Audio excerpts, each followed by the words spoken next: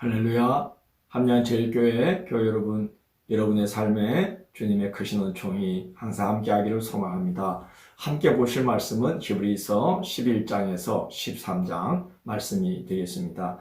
히브리서 11장은 믿음장이다 그렇게 알려져 있죠. 고린도전서 13장이 사랑장이다 한다면 히브리서 11장은 믿음장이다 이렇게 할 수가 있겠습니다. 구약시대의 믿음의 영웅들을 소개하면서 그들의 참 너무나 대단한 믿음을 우리에게 알려주면서, 그러나 그들이 믿음으로 하나님 앞에 인정을 받았지만 그러나 그들은 약속된 것을 보지 못했다는 거죠. 예수께서 그리스도로 오심을 그들은 보지 못했는데 우리는 그 예수께서 그리스도 오심을 보았고 그 은혜에 동참한 자가 되었으니 우리는 얼마나 큰 복을 받았냐 그거죠. 그래서 그들이 보지 못한 중에도 믿음으로써 그 믿음의 경주를 달려가서 하나님께 인정받은 믿음이 사람들이었다면 우리는 이미 이제 오신 예수 그리스도를 믿고 또 우리가 신앙의 유업을 이어받아서 살아가는 자들이 되었기 때문에 얼마나 더 큰 믿음으로 살아야 되겠느냐 하는 것을 강조하는 것이 히브리서 11장이 되겠습니다. 먼저 믿음이 무엇인지를 증거하고 있죠. 1절 2절을 보면 믿음은 바라는 것들의 실상이요 보지 못하는 것들의 증거니 선진들이 이루어서 증거를 얻었느니라 이렇게 말하고 있습니다. 공동번역은 이것을 좀 더 이해하기 쉽게 옮겨 놓았어요. 믿음은 우리가 바라는 것들을 보증해 주고 볼 수 없는 것들을 확정해 줍니다. 옛 사람들도 이 믿음으로 하나님의 인정을 받았던 것입니다. 라고 이제 옮겨 나왔습니다.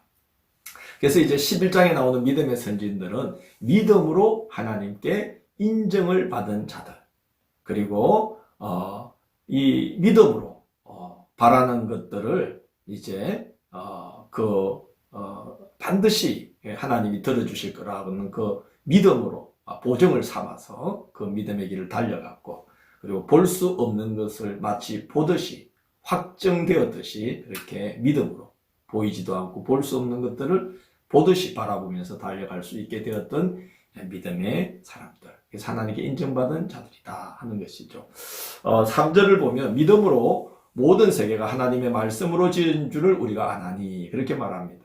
이 말은 참 중요하죠. 신앙의 세계는 믿음으로서만 알게 되고 믿을 때에 이해되는 세계가 바로 이 신앙의 세계라는 거예요. 그래서 믿음으로 모든 세계가 하나님의 말씀으로 지어진 줄 우리가 아나니, 이것은 믿음이 아니고서는 알 수 없는 지혜가 아니겠는가 생각이 됩니다. 그래서 말씀이 믿어지는 복이 최고의 복이다 하는 것이죠. 왜 믿어지는 것이 복이겠습니까? 6절을 보면 믿음이 없이는 하나님을 기쁘시게 하지 못하나니 하나님께 나아가는 자는 반드시 그가 계신 것과 그가 자기를 찾는 자들에게 상 주시는 이심을 믿어야 할지니라고 말하고 있습니다. 믿음이 주어졌을 때 그 하나님을 기쁘시게 하고 또 하나님께 믿음으로 강구하게 되는 것이죠. 그래서 하나님께 상을 받게 되는 것입니다. 그렇게 믿음으로 살아간 영웅적 믿음의 사람들을 소개합니다. 여러 사람들이 나오는데 그 중에 몇 분만 보면 아브라함은 이삭을 바칠 때에 하나님께서 이삭을 능히 죽은 자 가운데서 살리실 줄로 생각을 했다는 것이죠.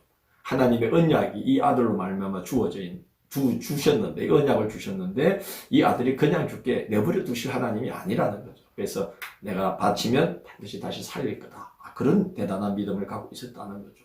요셉은 죽을 때에 이스라엘 자손들이 애굽에서 떠날 것을 예고하면서 자기 뼈를 가나안 땅에 묻어줄 것을 당부했다는 겁니다. 조상들을 통해서 하나님이 언약하신 말씀을 요셉은 정말로 믿었다는 거죠. 그래서 장차 후손들이 애굽에서 빠져나갈 것을 이제 그가 믿고 자기 유고를 가나안 땅 조상들이 묻히는 곳에 묻어달라 당부할 수가 있었다는 거죠. 모세는 그리스도를 위하여 받는 수모를 애굽의 모든 보화보다 더 큰 재물로 여기면서 백성들과 함께 고난받는 것을 그렇게 즐거워했다 하는 것입니다. 그 외에도 믿음의 선조들이 조롱, 채찍, 결박당함, 그리고 돌에 맞아 죽고 칼에 톱에 잘려 죽고 유리하며 또 궁핍한 가운데 처하면서도 그들은 믿음을 저버리지 않았다는 거예요. 그래서 39절을 보면 그들의 믿음은 이제 증거를 얻었다. 이 말은 하나님께 인정받는 믿음의 사람들이었다는 겁니다. 그러나 그럼에도 불구하고 39절을 보면 그들은 약속된 것을 받지 못하였으니 라고 말합니다. 오리라고 약속된 예수님을 그들은 보지 못했다는 거예요.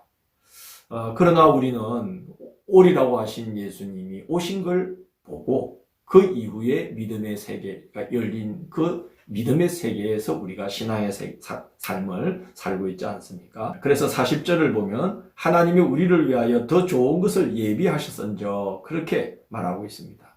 그리스도인들은 약속된 예수님을 보게 되었죠. 믿음의 세계가 완성되는 것을 보게 되었습니다. 그래서 히브리서 기자는 이렇게 고백합니다. 우리가 아니면 그들로 온전함을 이루지 못하게 하려 하심이라.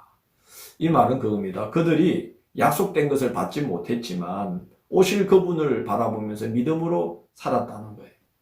오실 그분을 이제 우리는 믿음의 주로 받았어요. 그래서 우리 그리스도인들은 얼마나 복된 자들입니까? 우리로 말미암아 그들이 경주한 것이 완성되게 된 거예요. 그래서 우리는 믿음의 세계가 완성된 것을 그 세계 안에서 믿음의 경주를 하고 있어요. 그래서 우리는 얼마나 더 큰 믿음으로 살아야 되겠느냐 하는 것이죠. 약속된 것을 약속을 보면서 달려간 믿음의 사람들도 그만큼 믿음으로 살았다면 약속이 성취된 걸 그 역사를 물려받은 우리는 얼마나 더 큰 믿음으로 살아야 되겠느냐 하는 것이 11장을 통해서 히브리서 기자가 우리에게 전하는 말씀입니다. 12장은 환난을 이기는 방법에 대한 권면입니다. 1절을 보면 허다한 믿음의 정인들이 우리를 구름처럼 에워싸고 있음을 생각하라 그럽니다. 믿음의 선조들의 그 공력 위에, 그들의 그 중보 위에, 그들의 그 피의 순교 위에 우리의 믿음이 이렇게 서 있는 거죠. 그러니까 얼마나 귀한 겁니까? 그래서 허다한 믿음의 정인들이 우리를 구름처럼 에워싸고 있다는 것을 생각하라. 2절에서는 믿음의 주요 또 온전케 하시는 이 예수를 바라보라. 그렇게 고면합니다. 우리 주님은 앞에 있는 기쁨을 위하여 십자가를 참으셨고 부끄러움을 개의치 아니하시고 십자가에 자기를 내어주셨어요. 그리함으로써 하나님의 보좌 우편에 앉으시는 영광을 얻으셨습니다. 우리도 주님을 따라가면 그렇게 된다는 것이죠. 그래서 환난 중에 주님이 환난을 기꺼이 감당하듯 우리도 감당해야 된다는 겁니다. 그리고 7절을 보면 환난을 당한다는 것은 하나님께서 우리를 아들같이 대해 주시는 증거라는 거예요. 그래서 그 자녀로 삼은 자에게 또 징계하신다. 환난을 통해 징계하신다 하는 이 약속의 말씀을 믿으라는 거죠. 아들로 삼아 주신다는 거예요. 그리고 환난을 주심은 우리의 유익을 위함인데 첫째는 그의 거룩하심에 참여하게 하시고 또한 징계로 연단받는 자들은 의와 평강의 열매를 맺게 된다라고 10절 11절에서 말하고 있습니다. 그래서 이제 힘을 내고 조심해서 받은 은혜를 쏟아버리지 않도록 해야 된다. 그렇게 권면을 합니다. 그리고 우리가 얼마나 더 좋은 것을 더 좋고 더 온전한 것을 받은 자들인지를 알고 그 은혜를 잃지 않아야 된다는 것이죠. 그래서 18절에서 24절을 보면 시내산과 시온산을 대조합니다.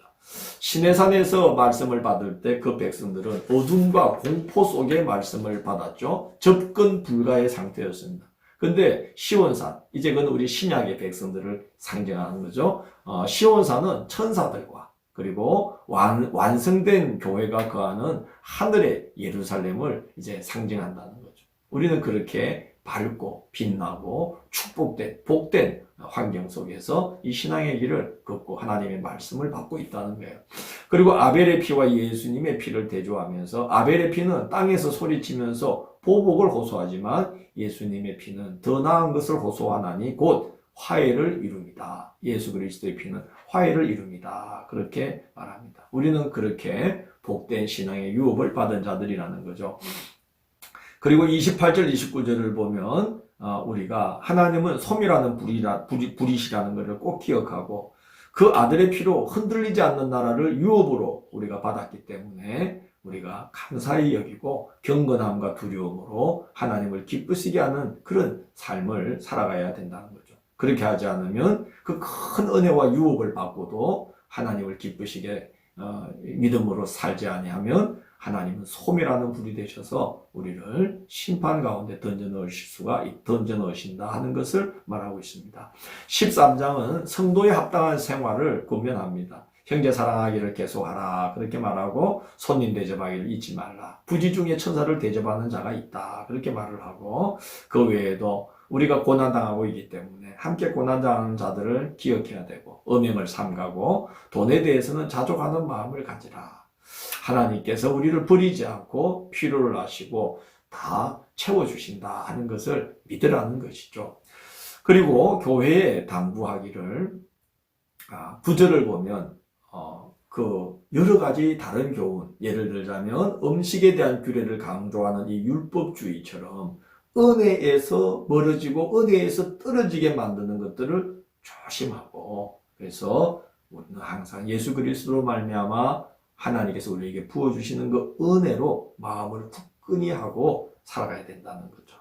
그리고 12절 13절 보면 예수님이 고난을 당하심으로 자기 피로써 백성들을 거룩하게 하신 것처럼 우리도 우리의 치욕을 짊어지고 묵묵히 믿음으로 걸어갈 때 우리도 거룩함을 받고, 그리고 우리를 보는 이들도 함께 거룩함에 이르도록 역사하는 그런 이제 신앙이 될 수 있다는 거죠.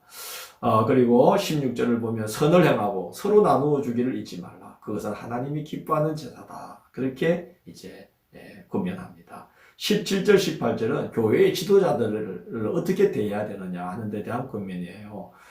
그 지도자들에게 순종하고 복종하고, 또 그들이 즐거움으로 사역을 감당하게 할지언정 근심으로 하게 하지 말라. 그들이 근심으로 사역을 감당하게 하면 너희에게 유익이 없다. 그러면서 사역자들을 위해서 기도해 주라. 그렇게 당부를 합니다.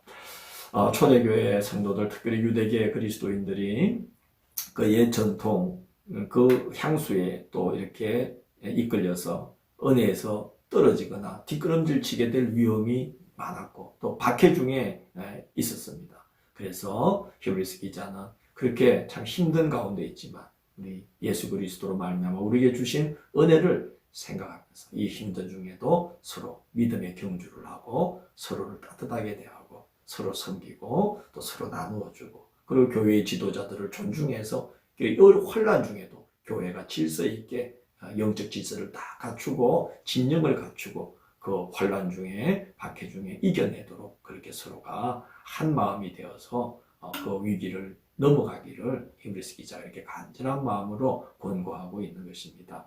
우리도 참 여러 가지로 신앙생활하기 어려운 지금 환경 속에, 그런 시대 속에 살아가고 있습니다. 서로를 위해서 기도하고 서로 사랑하고 또 교회의 거룩한 영적 질서를 우리가 세워가면서 그렇게 함께 하나님의 나라의 기업을 든든하게 세워가면서 하나님의 그 기업되는 그 교회 안에서 힘을 얻어서 함께 이 어려운 시험이 많은 이 시대를 잘 이겨나가는 그런 귀한 승리하는 그리스도인들이 되기를 원합니다. 기도하겠습니다. 주님 감사합니다. 또 이렇게 히브리서를 통해서 우리 믿음의 선조들이 얼마나 놀라운 믿음의 경주를 했는지를 보게 하시고, 또 우리는 더 큰 은혜와 유업을 이어받은 자들이므로 우리는 그들보다 정말 더 힘써 이 귀한 믿음의 유업을 잘 지켜나가며, 또 우리가 하나님 앞에 장차받을 상급을 기대하면서 모든 어려움들을 이기고 승리하는 길로 나아갈 수 있도록 인도하여 주시고, 또 이렇게 어려운 시대를 이렇게 믿음으로 살아가는 믿음의 동료들 위에서 서로 중보하면서 그렇게 귀한 교회 공동체를 이루어 서로 힘을 얻고 그렇게 살아가는 저희들이 될 수 있도록 인도하여 주옵소서. 예수님 이름으로 기도드립니다. 아멘.